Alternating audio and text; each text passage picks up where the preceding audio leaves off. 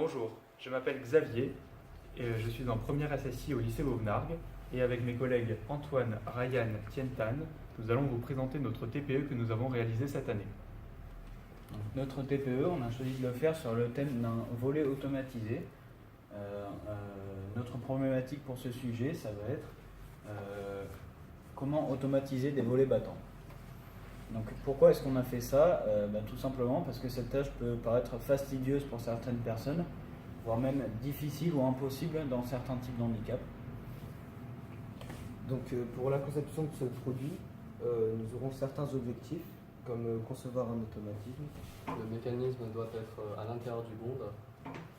D'autre part, ce mécanisme devra être invisible et enfin, ce dernier devra s'intégrer à tous les types de construction. Donc pour la conception de ce projet, nous nous appuierons sur le plan suivant. Donc premièrement, nous ferons l'étude fonctionnelle. Secondement, nous évoquerons les solutions techniques ainsi que les divers calculs. Troisièmement, nous montrerons la réalisation de la partie mécanique. Quatrièmement, nous montrerons la réalisation de la partie électronique. Et enfin, nous conclurons. Lors de l'étude fonctionnelle, nous allons voir à quel besoin répond-il. Ensuite, l'étude de faisabilité et enfin l'étude des solutions. Alors pour étudier le besoin, nous allons répondre aux trois questions essentielles à l'aide du diagramme de Bétacorn. À qui sert le produit? Évidemment à l'utilisateur. Il va agir sur le volet dans l'objectif de ouvrir et fermer ce dernier, selon les besoins de l'utilisateur. Alors maintenant, on peut établir les différentes fonctions de service à l'aide du diagramme pieuvre. On a la fonction de service numéro 1 principale qui consiste à ouvrir et fermer le volet automatiquement. La fonction de service numéro 2 qui consiste à supporter et guider le volet. La fonction de service numéro 3 consiste à résister aux intempéries. Et la quatrième, à s'adapter à tout type de fenêtre. La fonction de service numéro 5 étant de protéger l'utilisateur de tout type de danger comme les risques de plantement. Et ensuite, elle devra s'adapter à la source d'énergie. La fonction de service numéro 7, il faudra limiter la course du volet. Et enfin, en fonction de service numéro 8, il faudra s'adapter aux normes architecturales. Alors maintenant qu'on a toutes les fonctions de service, on va pouvoir établir le cahier des charges. On a nos fonctions, on mettra un critère d'appréciation, un niveau et une flexibilité. Par exemple, ce qui nous intéressera surtout, ce sera le temps d'ouverture et de fermeture qui sera inférieur à 18 secondes. Par ailleurs, le diamètre du trou devra être inférieur à 120 mm et voilà. Alors, on a beaucoup de fonctions de service, mais maintenant l'objectif devrait être de les hiérarchiser entre elles. On a nos fonctions de service qu'on a classées, qu'on a mis dans un tableur et on les a comparées entre elles pour voir lesquelles sont les plus importantes. Et cela donne cet histogramme. Donc avec cet histogramme, on peut voir que on s'intéresse principalement à la fonction de service 1 et 2. On a un peu plus négligé les 3, 4 et 6. Seulement les fonctions de service numéro 5, 7 et 8, on les a négligées. Donc avec le FAST, on va pouvoir étudier les fonctions de service. Celles-ci vont donner des fonctions techniques et des solutions techniques.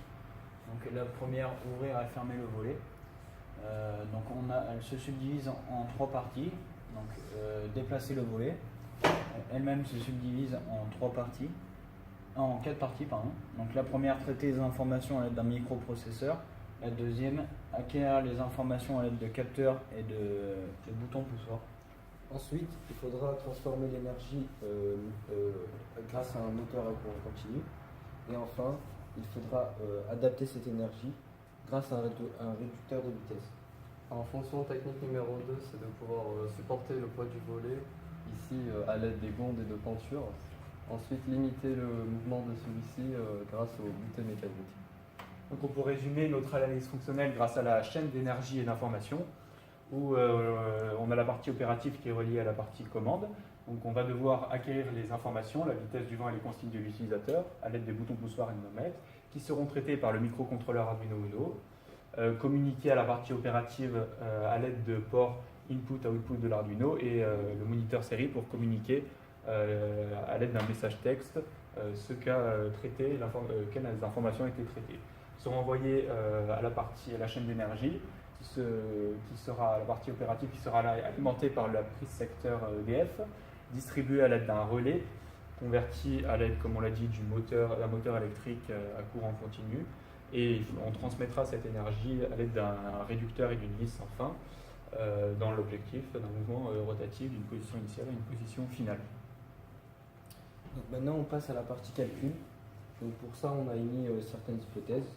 Donc comme on l'a vu dans certaines diapos précédemment, le temps d'ouverture et de fermeture du volet devra être inférieur à 18 secondes. Donc nous on a choisi 17 secondes, soit une seconde de moins. Donc 17 secondes pour faire un détour. Et ensuite donc la fréquence de rotation du moteur devra être égale à 2400 tours par minute. Donc maintenant nous allons calculer la fréquence de rotation en radians par seconde au niveau du volet. Donc elle sera égale environ à 0,184 radians par seconde et nous l'avons converti également en tours par minute. Donc le résultat est d'environ 1,76 tours par minute. Seulement, on a un moteur qui tourne à 2400 tours minute et un volet qui doit tourner à 1,76 tours minute. Donc pour cela, qu'est-ce qu'il faut faire? Il faut simplement réduire la fréquence de rotation. Donc ici, on a le système, la structure du système, pardon. Donc on a le moteur qui va, avec un axe, venir alimenter le réducteur. Donc le réducteur, c'est lui qui va freiner la fréquence de rotation. Et ensuite, on va pouvoir changer d'axe de horizontal à vertical grâce à un système de roues et vis sans fin. Donc ici, on va déterminer les caractéristiques de la réduction. La réduction générale qu'on a calculée avec cette formule qui est égale à 7,35 fois 10 puissance moins 4. On peut aussi la trouver avec le rapport de celui de la vis sans fin et de l'engrenage qu'on calcule avec ces formules-là. Donc là, on a toutes les formules pour déterminer les caractéristiques de notre engrenage. Donc pour les déterminer, le nombre de dents de chaque roue pour faire l'engrenage parfait, ou plus ou moins ce qu'on avait demandé, on a utilisé un modèle numérique, on a utilisé le logiciel MATLAB pour le faire, où dans chaque petite case, on met les bonnes réductions à faire et les bons calculs pour nous trouver à la fin la fréquence de rotation. Et nous, il suffira manuellement de rentrer comme on souhaite les nombres de dents pour que ça nous donne et ça nous donnera automatiquement la fréquence de rotation finale, ce qui est très pratique. C'était un peu flou cette image, donc maintenant on peut résumer les résultats de notre calcul sur cette diapo, où on va en profiter pour schématiser le tout. Donc on a la première roue qui a 12 dents menantes et la roue menée qui a 64 dents. On la schématise ici. Bon, allez, on peut continuer avec la deuxième roue menante de 12 dents et de 60 dents, ce qui réduit fortement la fréquence de rotation, 2400 tours minute en 76, comme on l'avait dit. La troisième roue menant 13 dents qui mène la 59 dents ensuite, c'est ce qu'on a trouvé. Et ça fait une importante réduction. Et par ailleurs, la vis sans fin qui crée elle aussi une réduction, qui a la vis sans fin classique à un filet, sur lequel on installera la roue adjacente à celle-ci, qui a 11 dents. À noter que les rendements, on peut calculer le rendement général, qui sera d'environ 43,7%, c'est-à-dire que la puissance du moteur envoyée au départ, enfin on aura 43,7% de la puissance du moteur envoyée au départ. Ici on a la vue de côté, donc on voit, on a fait un dessin sur SolidWorks pour calculer l'encombrement total, c'est-à-dire le diamètre du grand en roue et les entraxes entre chaque roue. Donc pour calculer le diamètre des roues, déjà il faut multiplier le module par le nombre de dents. Donc nous on a un module de 1, donc le diamètre est égal au nombre de dents. Donc on a les diamètres ici et le plus important ce sont les entraxes, donc 38 mm, 36 mm et 36 mm avec un encombrement total de 98 mm. Donc on reste dans notre cahier des charges qui voulait un diamètre de moins de 100 mm. Donc ici on va déterminer la puissance du moteur. On avait dit tout à l'heure dans le cahier des charges que la vitesse du vent devait être inférieure ou égale à 50 km/h. 50 km/h qui correspond à la 6e force sur l'échelle de Beaufort, qui est une échelle de mesure de vent universelle. Ensuite, ici, nous avons le couple de frottement nécessaire à l'entraînement du volet pour vaincre les frottements entre le gond et le volet, qui est estimé à environ 25 mN dans les cas le plus défavorables. Donc, grâce au site Cactus 2000, on a converti la vitesse du vent en pression, qui nous donne 124,64 pascal. Maintenant qu'on connaît la pression exercée sur notre volet, on peut calculer la force aussi qui est exercée grâce à cette formule, dans un produit en croix, qui sera de 200 newtons dans le cas de plus défavorable par le vent. Ici, avec la vue de dessus, donc avec le gond et le volet, on va chercher à calculer le couple vent. Le couple vent, c'est égal à la force fois la distance. Donc la distance, c'est la moitié du gond et la moitié du volet.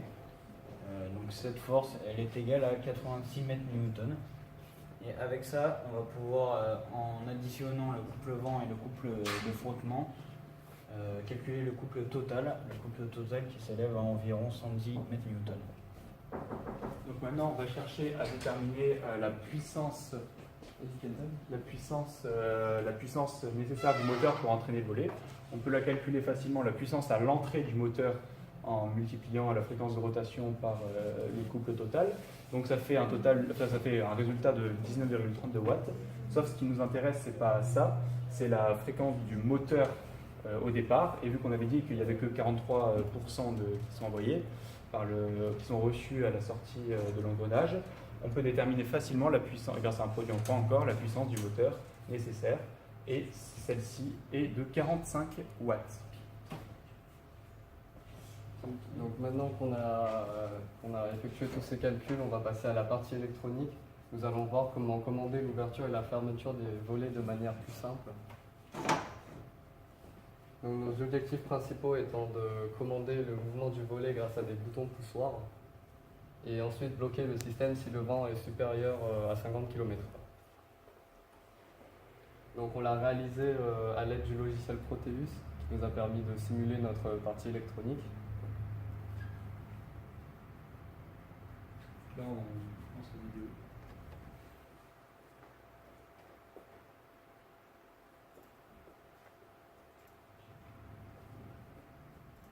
Donc comme on l'a vu dans la chaîne d'énergie et d'information, ici nous avons la fonction traitée qui correspond à la carte Arduino, ensuite l'anémomètre qui nous permet de simuler la vitesse du vent, et les boutons capteurs qui correspondent à la fonction acquérir.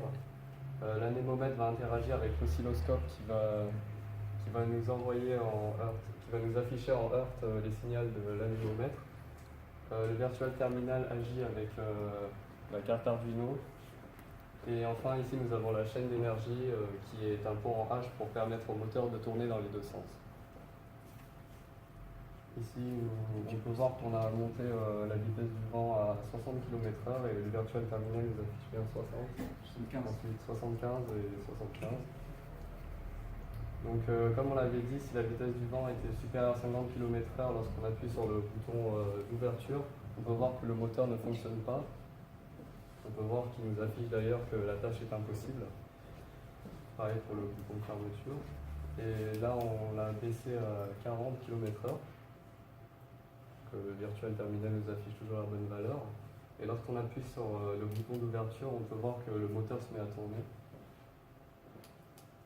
Et lorsqu'on appuie sur le capteur fin de course, le moteur s'arrête. Pareil pour les boutons de fermeture, sauf que le moteur tourne dans l'autre sens.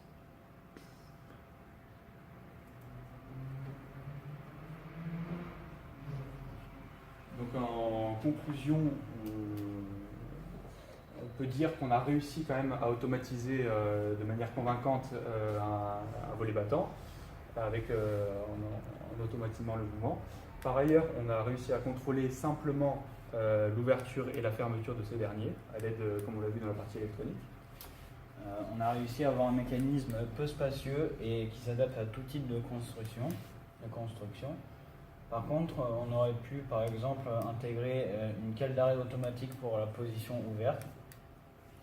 On aurait pu également aller plus loin dans les possibilités SolidWorks, comme SolidMotion, et on aurait pu également remplir de manière plus exhaustive le cahier des charges.